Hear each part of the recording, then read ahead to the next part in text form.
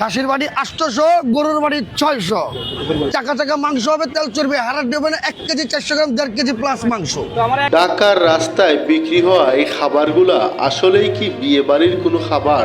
বিয়ে বাড়ির এত খাবার কিভাবে বাঁচে, আর এই খাবারগুলা এদের কাছে কিভাবে আসে?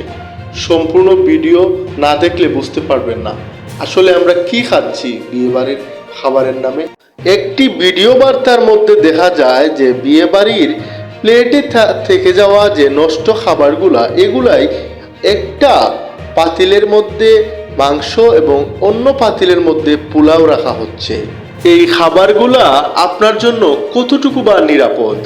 হয়তো যারা বাজার থেকে চওড়া দামে মাংস বা বিরিয়ানি কিনে খেতে পারছেন না, তারাই এদের মতো জায়গা থেকে তারা এই জিনিসগুলা কিনে খাচ্ছে।